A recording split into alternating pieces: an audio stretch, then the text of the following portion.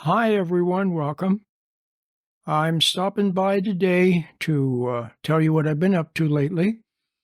I'm making some good radio programs, and I would encourage you to try to listen to them because I really put quite a bit into them.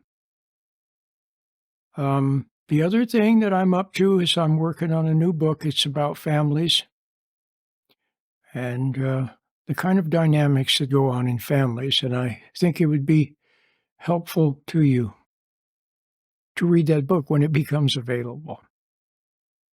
So, what do I want to tell you today? Well, I want to tell you that the the way things are is hypnotic. In other words, there's a kind of a process whereby you fall into a routine and you are stimulated by this and stimulated by that, this news, um, this text message, this music, that food, this shopping spree on Amazon, this gossip that someone brings, this sad story that somebody brings, this issue and that. They tend to involve you in them in such a way that you are kept from God.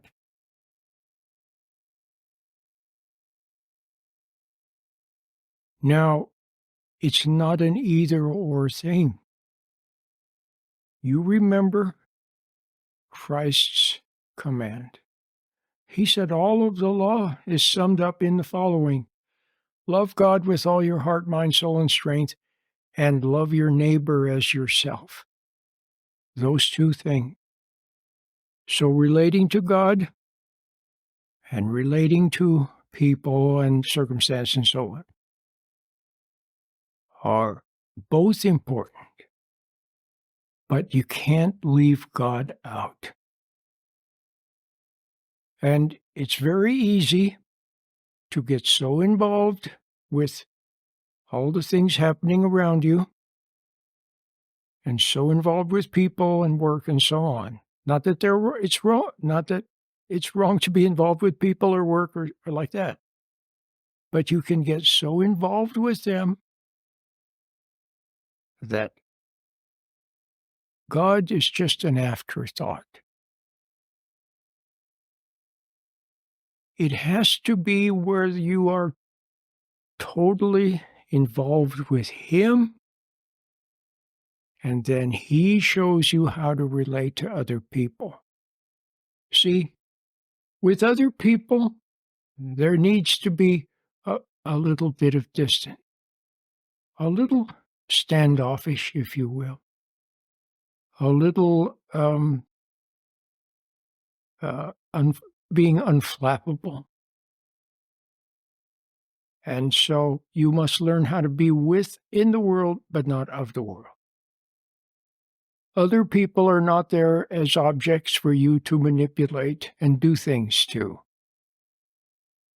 Other people are not there to distract you. People are not there for you to use in some way, nor for them to use you. We ought to be, as I said in my recent radio program, we all ought to be like flowers, each growing independently toward the same sun. You see, so we're independent, we both love the same sun, and we grow side by side. It's beautiful. But as it is now, we tend to get involved with other people, to cling to them, to become enmeshed with them, to become codependent on them, to need them and be dependent on them, and or they dependent upon us. And we use other people improperly, and then we feel guilty, and then we try to make up for the guilt, and that leads to more involvement. And they take our energy, and we give them our energy and we take their energy. And you see, it's not supposed to be that way. Christ was in the world, but not of the world. Yeah, he was always there with people. He ate with them. He walked with them. He helped them. He taught them. He was always with people, and he loved his mother, and he loved his brothers. He loved them. And he loved his friend. But there was always a little bit of distance there. See? So you must find that way to be in the world. Now, what happens though is that things tend to overwhelm us. People overwhelm us. They're so clever. They're so needy. They're so distracting. They're so exciting. They're so irritating. They overwhelm us. And events overwhelm us. And people step forward to tell us what the events mean. And pretty soon we're looking to them to tell us what things mean. They tell us what's important. They put up what they say is important, and they tell us what it means. Or they talk back and forth, and they discuss and they debate. Well, you can get caught up in all that stuff, and you don't want to be. You want to stand back from all of it. Stand back. So you're aware of things going on, but you're not sucked into it. That's it. So example, you take people who we consider to be noble people, perhaps saints, we call them saints. And probably they were. We don't know for sure. They're just other people. We don't want to get caught up in them either. We don't want to worship them and venerate them.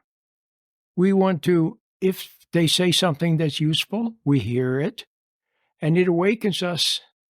It bears witness on the outside to what we know in our heart. But these people,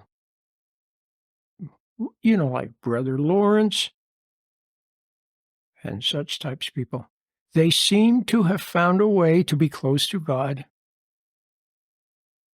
and yet at the same time, be with people and do things with people.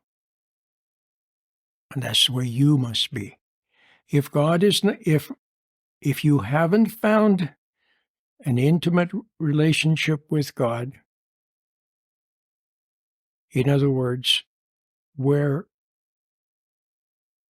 you have a good spirit, then what you do for other people will probably not be very helpful, and it may backfire because there's too much of you in it. See, remember the old expression where somebody said, "What you are speaks so loudly, I can't hear what you're saying." What you are speaks so loudly, I can't hear what you're saying. So you get the idea. We always want to add a little something extra, don't we? We get a secret delight from adding a little extra and claiming it for ourselves and impressing other people with it. There must be none of that. You must go through life with an attitude of no attitude. If you see someone and they seem to be nice, well, that's nice, you see it, but you don't like them unduly. If, on the other hand, somebody seems to be not so nice, then you notice that, but you don't hate them. You just watch people instead of trying to do something to them and instead of judging them. You have to go through life without constantly naming everything. This is a book. This is a good book. This is an interesting book. He's a nice person. She's mean. She needs to work on this. See, just go through life and watch. And then when you get out of your thoughts, And stop spending all your time trying to judge everybody and everything and name everything, and stop trying to acquire knowledge. All it does is fill your mind up. Now you are free to realize. See, it's what comes from God comes from within. He gives you realization. See, you go to church and you're sitting there, and you don't know why you're there, but you're just there.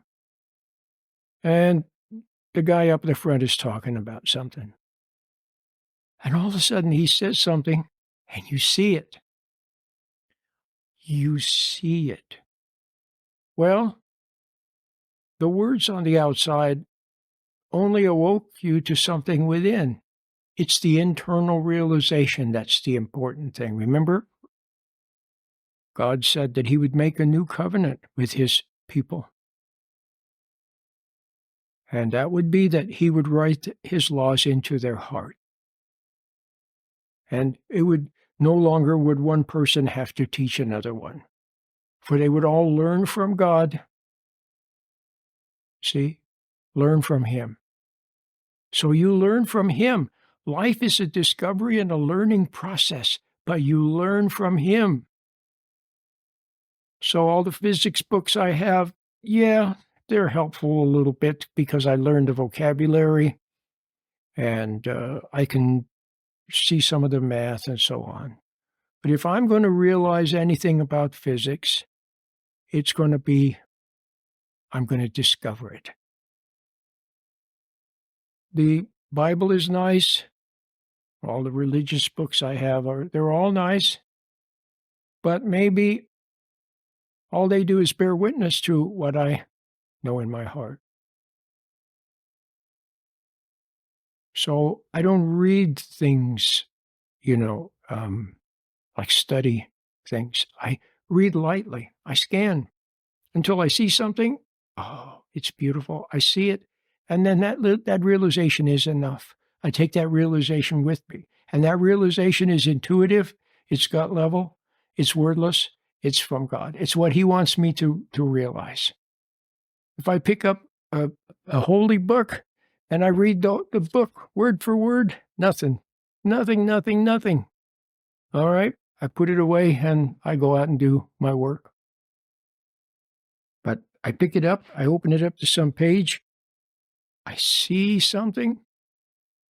Why do I see it? Because he wanted me to see it. I realize it, I see it. And the words on the page only bear witness to what I'm realizing in my heart. Do you understand? So it's the same with people. You watch them. And maybe you see that they're lost sheep. They can't help themselves when they do things that are not right. If you can help them, you will. Maybe you can't help them, but you don't hate them. You don't judge them. You don't condemn them, you see? So you exist as a beautiful flower reaching toward the sun. And you learn and you grow. It's an intuitive process. It's something that God he educates you. He teaches you. He shows you things. It's so beautiful. All you have to do is find him. And then when you start to realize, when you start to understand, then these things are with you. And pretty soon everything reminds you of God. And if it doesn't remind you, then you appreciate it or you notice it, but you don't misuse it. The things of the world were not meant for us to misuse them. If anything, they should awaken us to our Creator and his greatness and his glory and his creativity and his handiwork, even people. I remember one time there was a guy on the radio, on Christian radio, and it was so cute. He says that whenever he sees an attractive lady, then in his mind he thinks, nice job, God. See, she reminds him that God is the creator and he made human beings. So everything reminds you of him. And you have a delicate sense of always with you. You have a delicate watching for the rightness of thing. Now, I go through life and I do things or I don't do things, and I don't have any sense of something wrong. I just do this and that. And I might do something that somebody thinks is not right. I'm not going to church on Sunday, or I use a bad word. Not that I use a lot of bad words, but I'm just making something up. I use a bad word, or I eat too much, or I eat something sugary when I shouldn't eat it. Or I waste time watching sports. Things like that. Well, I don't have a sense of having done anything wrong, but then once in a while, it's often when I'm with somebody and I'm gonna say something, and maybe even it's something that's correct. I'm gonna say something, and something makes me stop. I have a sense that I'm about to do something wrong, and my mind goes into an agony, and I realize that it was wrong. He didn't want me to say that. And to all the world, what I was gonna say was no big deal, but it was a big deal to him, and I became aware that it was something that wasn't quite right. Sometimes I'm somewhere and there's somebody, and I just have a sense, to stay away. Something not quite right. Can't put my finger on it, don't know what it is, but it's just a sense. So your intuition is a guide, and he teaches you. See, remember in the Bible, when Christ said to his disciples, he said, Who do people say that I am?" And he asked them, Who do you say that I am?" And Peter said, "You are Christ, the Son of the living God." And Jesus said, "Blessed are you, Simon Bar-Jonah, for flesh and blood has not revealed this to you, but my Father in heaven." How did Peter know? He just knew in his heart. And how did he know? Because God had revealed it to him. You see? So you must be like that. And then Christ said, this type of person is the kind of person that I will build my church upon. People who are self-taught of God. So you can take all the organized stuff, the heck with it all. You want to realize what God wants you to realize and to know of Him, and it's an intimate, personal thing, and you can't share it with other people. The only thing is they may still sense something different about you. Some people will sense, "I can't do anything with that guy." Other people will respect your independence and your forthrightness. See, other people may see the good in you and loving the good that's in you or respecting that good. See, it's the same as respecting and honoring the good that is in them. See, and what you say bears witness on the outside to what people know in their heart is right. It's so beautiful. So I'm going to stop at that point and hope that I said something that was helpful to you. May it be so.